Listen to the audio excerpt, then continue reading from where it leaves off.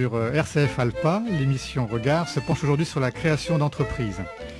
Nous avons déjà eu l'occasion d'évoquer le régime auto-entrepreneur, la possibilité d'obtenir un financement lorsqu'on n'a pas accès à un prêt bancaire lors d'une autre émission avec l'ADI. Aujourd'hui, nous aborderons la création d'entreprises sous l'angle des rencontres, des coups de pouce, des soutiens, tout ce qu'on appelle aussi les réseaux.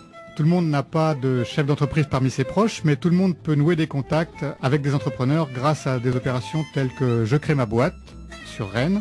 Nous recevrons aujourd'hui Fabiola Alcantara, créatrice d'entreprise, qui nous parlera de son expérience, et Cyril Barbet, responsable du pôle création et transmission d'entreprise à la Chambre de commerce et d'industrie de Rennes-Bretagne. Fabiola Alcantara, bonjour. Bonjour. Cyril Barbet, bonjour. Bonjour. Donc, vous avez donc, Fabiola, créé une entreprise récemment ? Oui, en fait, j'ai créé ma société Noan, il y a un peu plus d'un an maintenant. Donc, au mois de novembre de l'année dernière, octobre de l'année dernière. Donc là, j'ai un petit peu d'expérience. C'est le premier anniversaire alors ? C'est le premier anniversaire et ça se passe très bien. Je suis très contente comment ça se passe. Donc, si j'ai monté la société, donc c'est une société d'importation des bijoux en argent en provenance du Mexique. Donc, ce sont des bijoux en argent faits à la main par des artisans et que j'importe sur la base du commerce équitable. Donc, moi-même, je suis d'origine mexicaine et je prends contact directement avec mes artisans, à qui je visite 2 fois par an maintenant pour changer ma collection. Et donc, j'ai choisi parmi les artisans qui ont un travail intéressant, fait main toujours, et qui ont besoin de plus un coup de pouce que d'autres artisans qui vendent déjà leur production. Donc des jeunes artisans ou des gens qui débutent un peu dans le métier ? Pas forcément des jeunes, en fait, c'est des artisans qui vendent leur production sur un marché local qui reste aujourd'hui un peu insuffisante pour l'économie familiale. Donc ils commencent à exporter avec moi, donc j'importe les produits, donc ça leur fait un volume des chiffres d'affaires un peu plus important. D'accord, donc votre entreprise... En plus, évidemment, de créer votre emploi ici, en France, permet aussi de développer l'économie du Mexique. C'était l'idée. Bon, je suis encore une petite taille d'entreprise. Hein, donc aujourd'hui, j'ai 15 vendeurs à domicile. Donc la société importe les bijoux, les produits. Et donc, je les distribue par vente à domicile, par vente directe, en fait. Et donc, j'ai 15 vendeuses à domicile aujourd'hui, dans le Grand Ouest, en fait, répartis. Et l'idée, c'était effectivement au début de soutenir un petit peu, de venir en retour un petit peu au Mexique, ce que j'avais eu. Ça fait 15 ans que j'habite en France maintenant. Enfin, j'ai une expérience déjà professionnelle en France. Et j'avais envie maintenant de donner mon expérience un petit peu au Mexique. Et puis, ça me permet aussi d'échanger, de faire un échange culturel entre le Mexique et la France. Ramener de l'artisanat et puis faire connaître le pays par d'autres voies qu'est-ce qu'on connaît déjà, quoi. Et Fabiola, qu'est-ce qui vous a orienté finalement vers le choix de la vente à domicile? Parce que c'est un choix original. Quand on se lance, on ne sait pas par quel canal de distribution il faut commencer. Qu'est-ce qui vous a orienté vers ce choix-là? Oui, c'est vrai qu'en fait, j'ai beaucoup réfléchi. Ça, c'était un des grands points dans la création de la société. Donc, beaucoup de réflexions sur la façon de vendre mes produits. C'était pas tout à fait. L'intérêt, c'est pas de les avoir, mais enfin de les vendre, de les distribuer. Donc, les choix, c'était d'une part parce que j'ai voulu venir vers les gens. Donc, j'avais pas envie que les gens viennent vers moi. Donc, je suis quelqu'un qui va naturellement chercher des clients, donc des gens. Donc, ça, c'était une des raisons. L'autre raison, c'est que ça donne accès, en fait, de la vente à domicile aujourd'hui qui est perçue différemment. Il y a quelques années, c'était perçu un peu pas très joli, plutôt rural.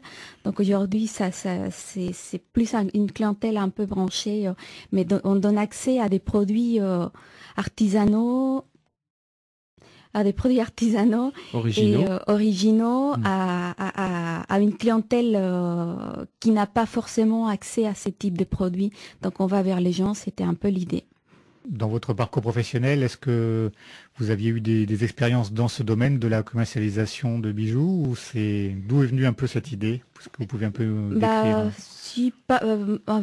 Non, à vrai dire, j'ai démarré une entreprise dans un secteur complètement différent de ce que j'avais connu, un produit différent, un secteur, un contexte différent. Donc moi, j'ai une formation en responsable commercial export. Ah, ça doit quand même un peu aider. Si, bon, ça aide. J'ai un statut ici d'importateur avec la société, effectivement. Donc, j'ai poinçonne mes bijoux, je passe par la douane, etc. Donc, ça m'a aidé. Mais et j'ai travaillé, en fait, en tant que responsable commercial sur l'ouverture des marchés internationaux dans des secteurs assez, entre guillemets, masculins. Donc, c'était agencement bancaire, c'était du crédit à la consommation, c'était carrosserie industrielle. Donc toujours entouré avec une clientèle différente. Et donc aujourd'hui, ma clientèle, c'est plus les particuliers, un univers très féminin, avec des bijoux. Donc je découvre aujourd'hui la fabrication des bijoux de façon artisanale. Je découvre aussi des gens très intéressants aussi. Donc j'ai démarré la société parce que c'était l'idée de revenir vers mes racines avec le Mexique. Et une question quand même, quand on se lance dans un domaine d'activité que l'on ne connaît pas forcément bien au départ, est-ce que c'est facile, difficile? Enfin, comment on fait finalement? Il y a un peu de défrichage.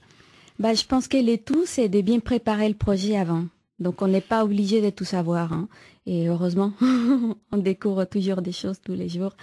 Donc, enfin, le tout, c'est de limiter les risques, de bien se renseigner, de bien connaître. Ça, c'est d'avoir les informations qu'il faut au bon moment, de se poser les bonnes questions.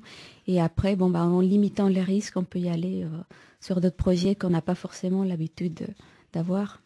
Oui, c'est-à-dire qu'à partir de l'idée de départ, vous avez construit le projet progressivement. Oui, absolument. En fait, j'avais deux idées au départ. Donc, deux idées qui étaient l'une, la création de la société de Noan en importation des bijoux. Et l'autre, c'était de faire du consulting sur les marchés internationaux. Deux choses très différentes. Très différentes, mais l'une où j'avais déjà l'expérience, puisque j'avais travaillé sur les marchés européens déjà, et j'avais des clients un peu aussi en Espagne notamment. Donc ça, c'était la partie la plus facile pour moi, si j'aurais pu choisir les deux. Mais enfin, il y a une partie des rêves aussi qui était de travailler avec le Mexique. D'accord. Et donc là, vous nous avez parlé un peu des vendeuses là que vous avez, qui font faire la vente à domicile, mais elles ne sont pas salariées. C'est un statut particulier. C'est un statut particulier. C'est vendeur à domicile indépendant, statut de VDI, qui est réglementé par la Fédération de la vente directe. Oui. Donc, et c'est un statut effectivement non pas salarié. Donc, les personnes qui sont avec moi sont payées à la commission. C'est un revenu d'appoint aujourd'hui pour elles, pour la plupart des filles qui sont avec moi. Donc, elles travaillent 35 heures. La plupart sont salariées et puis elles font ça à côté. Donc, donc il y a des cotisations à l'URSSAF minimum. Ça, oui, bien sûr. Ça, c'est la partie législation. Oui. Hein, mais enfin, le but surtout... ce que je retrouve chez les filles qui sont avec moi, c'est cet intérêt d'aller vers les gens et d'avoir des contacts, de développer le relationnel. Donc c'est surtout pour ça qu'elles font aussi. Et une question, moi je voulais vous poser, Fabiola, c'est qu'est-ce qui vous a conduit à créer votre propre activité? Parce que c'est une chose d'avoir envie de se lancer dans un domaine, mais on peut se lancer en tant que salarié et on dit toujours la création c'est un peu le risque. Qu'est-ce qui vous a conduit à vous lancer?